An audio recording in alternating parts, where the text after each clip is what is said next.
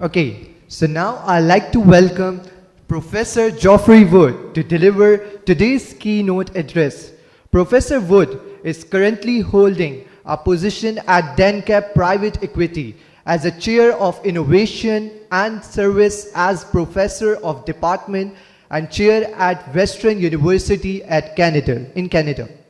With an impressive portfolio of over 200 articles and 18 books, Professor Wood is a renowned academic in the field of innovation and international businesses. Without further ado, please join me welcoming Professor Wood.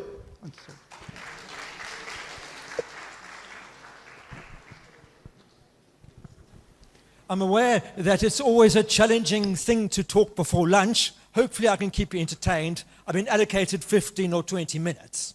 My talk is going to be structured into 5 components. First of all, what are big events? Then, how do we calibrate intelligence?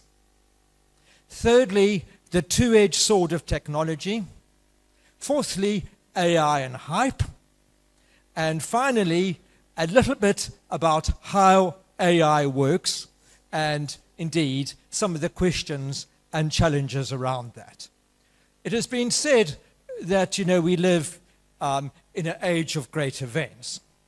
Now, this is very interesting because about a year ago, I wrote actually a finance paper, because that's an area of publishing, and we used the 2008 economic crisis as a key event, what happened before, what happened after. Now, the referee reports were basically okay. One referee that made an interesting comment. Referees sometimes say useful things, and the useful thing said was, what made 2008 special? And it kind of got me thinking. You see, business academics, finance academics love talking about shocks, changes, whatever. However, lots of things that are talked about are things that are terribly familiar.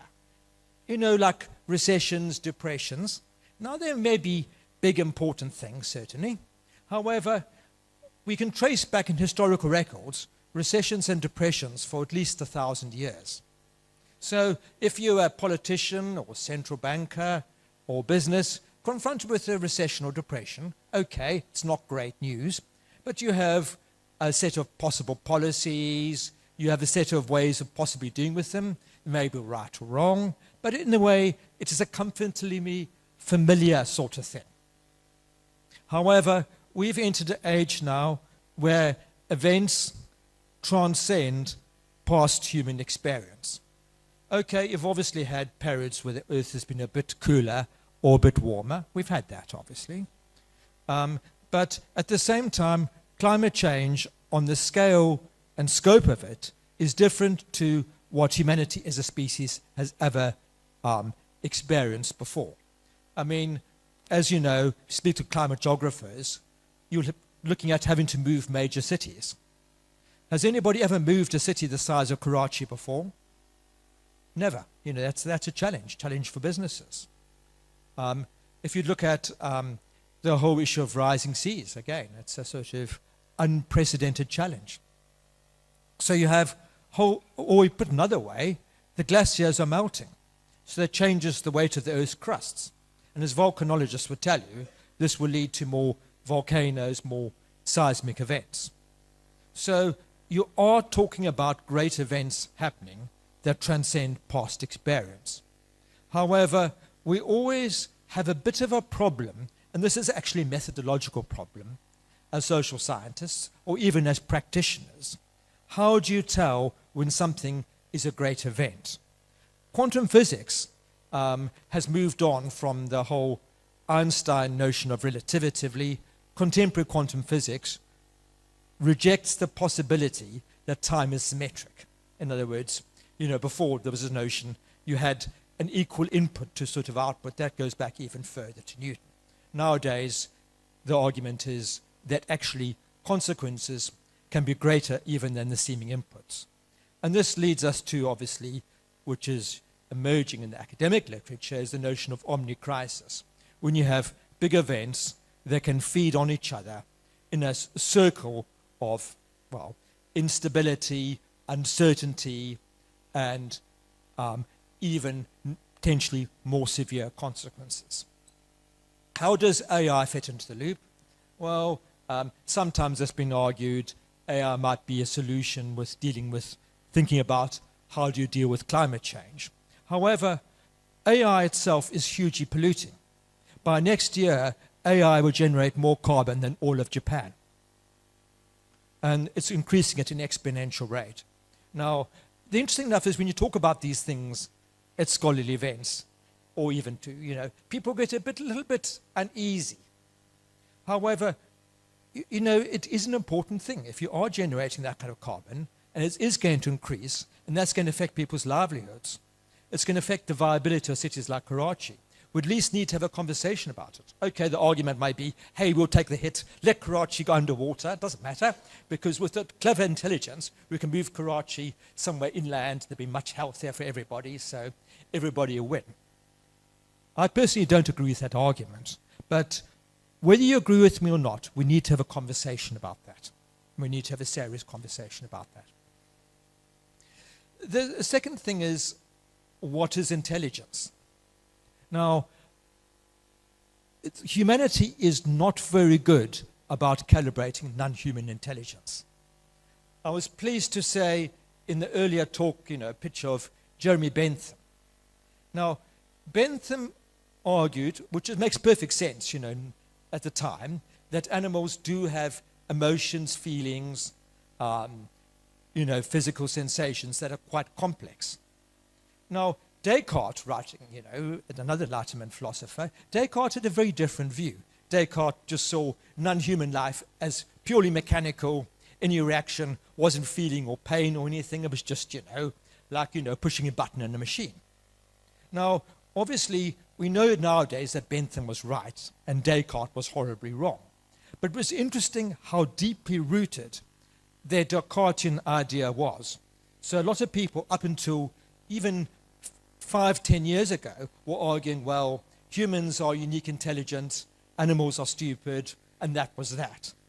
And of course, that's bizarre, because if you look at complex brains, nervous systems, there's no evidence. But that it's amazing how people were incapable of confronting an awkward fact. That a lot of animals actually are highly intelligent. And then the argument came out, well, people are unique because you have a language. But hey, you can teach a gorilla sign language, so nonetheless. And of course, if people, up until recently, dogs can have quite a complex, dogs can understand about 100 words. The average dog will understand 100 words. Okay, that's not a lot of words, but still, that's a lot more than previously thought. So, given that people have been unable to properly calibrate intelligence of animals, how can they necessarily calibrate accurately the intelligence of machines? And this is a huge problem, because everybody says, okay, well, AI might be frightfully clever, whatever. The point about this is humanity are not very good about calibrating non-human intelligence. The late Stephen Hawking, of course, made a comment about AI. Okay, if AI can be intelligent, obviously what we do know is when you talk about clashes between more intelligent and less intelligent life forms, it always ends badly for the less intelligent life form. Now, I'm a little bit skeptical, as you see, about that. I'm not saying AI doesn't have potential, but I think we just need to look a bit more closely. However, technology can have unforeseen consequences. Jared Diamond made the point about the invention of automobiles. When they first arrived, this was a huge relief to people, because cities before were, the big cities of the world like London, New York, were clogged with horse manure in the streets, and indeed dying horses. It was a horrible situation. And then motor cars came along. They were silent. They rode rubber tires, were relatively silent. You didn't have dead horses in the street. You didn't have, horse manure in the streets. So they were seen as clean technology. Now, of course, we know now that they've contributed as a major cause of climate change, and that's affecting lives in a much bigger extent. Now, the thing about this is we just got to think a little bit about this a bit more closely. Okay, oil and gas only really arrived in the early 20th century, in terms of, large-scale usage. If you look even at photographs of cities in the 1950s, you don't see that much traffic. There's just not that much traffic. I was speaking to my mother-in-law who grew up in rural England in the 1950s. Okay, this is England, first world. In the 1950s, they didn't have running water, they didn't have electricity, there were horses in the field. So imagine that kind of change in the lifestyle. And nowadays she flies to Canada to visit us, drives a motor car. That's a phenomenal change. And of course, in other parts of the world, the changes have been more rapid. However, we now know that a horrible bill has come in. So there's no such thing as a technological free lunch. I think this is an important point for us to consider. The trouble is, people are always good about calculating the short term. People as a species are not very good at calculating the long term. As a species, people don't like bad news. Like, as I said, the issue of the pollution associated with AI. Hey, we just don't want to hear that. And this raises a fundamental issue. We know there may be short-term benefits. We do not know the long-term costs. And indeed, we cannot even necessarily comprehend what they may be. A fourth point is, this may sound a little bit of a digression, but hey, that's one great joy about doing a keynote, you can digress slightly. One of the effects of quantitative easing, there was a hell of a lot of money flying around, and people had to do something with their money. And on a sort of separate study we did of private equity investments, we found investors were quite likely to put money into funds that were risky and poor performing, even though there were better options. Well, why was that? You had to do something with your money. Now, the interesting thing with AI, there is a lot of hype about that. Now, we did a paper, it wasn't about AI, it was about technology generally. We did a paper using textual analysis. And we found, okay, companies who spent a lot on R&D didn't necessarily draw in institutional investors. We found companies that talked a lot about innovation were very good about sucking in short-term institutional investors. They were extremely good. And we know already that companies that talk a lot about AI are good at sucking in short-term institutional investors. This may be why people like Elon Musk are so keen on AI. Of course, this builds further instability into the system, because we also know that rhetoric about technological advance leads to greater risk when there's a stock market downturn of these short-term investors fleeing for the hills and a nasty hangover. So one is building instability into the system. I observe for the clock I have 5 more minutes. And there are a couple of points I want to raise about how AI works. Firstly, the argument is it's labor saving. Now, as the William Greedham remarked, of course, with big data was meant to be a great labor saving device. Now, big data didn't actually save labor. It did away with some jobs, but created a whole swath of new, what could be called nonsense jobs. How does that happen?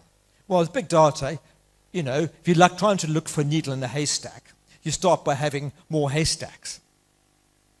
There's more information generated, more complexity, and of course you end up with a creation of a whole swath of lower-end administrative workers who spend their time trying to, sort the information out.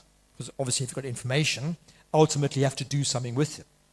If AI makes sophisticated decisions, you have to do something with it. In the short term, one of the immediate effects And those of you who have had to deal with an airline chatbot will tell you immediately it's an immensely frustrating experience. Okay, you could argue it's labor saving. It's done away with call center workers. You could argue, well, because the customer's going to get frustrated, they've gone away. However, it's inefficient because the customer's wasted time. The problem is not resolved. That affects the customer as an economic agent's capabilities. So it's actually introducing more inefficiency. The person has spent half an hour from work, which they're probably not going to get back again. They're frustrated for the rest of the day. They're probably going to find another provider, so they pose exit costs on the company. So it can introduce inefficiency. However, there's another big point, which is something I'm working on at the moment, is the AI global value chain. We mentioned before the issue of pollution. We know from blockchain is immensely polluting. I know you get less polluting forms of blockchain, like proof of stake. I can talk about that at great length, but I'm not allowed to, because I'll run out of time fairly soon. But nonetheless, the point is the pollution and excessive water usage associated with AI, because obviously it's massive cooling, will hit some parts of the world more than others. And what we know already, it seems to be hitting water-fragile parts of the world. So there needs to be a bit of an understanding of how the AI global value chain works. The other point about this is AI, famously ChatGPT, they say it was designed by 18 people, okay? That sounds very efficient. They don't tell you AI systems rely on warehouses full of data janitors. These are people who type sentences for AI. What do data janitors do? I'll give you 2 examples. One is, and this is important from a self-driving automobile. Okay, a paper bag in the road could be just an empty paper bag, and it's probably not good to swerve for that because you could risk an accident, or it could be a paper bag with a brick in it. So you'll show data janitors lots of pictures of paper bags, and they will start forming judgments as to when it's probably a safe paper bag to drive over, when isn't it. Or I'll give you another example. In Canada, the national dish is something called poutine. It's French fries, that's chips, with gravy and cheese curds. Now, they will show a picture of, a plate of poutine to your data janitors. Now, this is how it would work, that some data janitors would write, okay, that's not a very nice looking plate of chips floating in gravy, with these bits of cheese curds on top. Some would say, oh, this is Canadian culture. Some people might say, this is Francophone Canadian culture, although Anglophone Canadians eat masses of poutine. Some people say, this is actually deeply unhealthy. And some people will say, maybe the crisis of fast food. Now, your student will go in and say, write me an essay on poutine. And they will say, well, hey, poutine is the Canadian national dish. It's initially originated in Francophone Canada.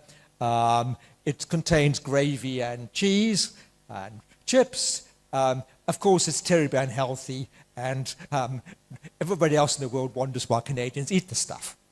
So there you are. And this raises a question then, it raises again issues of, it's like buying cheap clothing. There's a hell of a lot of sweated labor going on. Do you want to know about that? Yes, you do. Do you have ethical responsibilities as a user? Yes, you do. Is this intelligent? Well, if you look at it that way, not terribly. All it's done is put together the work and intellectual property of 5 people to generate your essay on poutine. Okay, well, hopefully I've given you some reason to think, and I think it's now lunch break.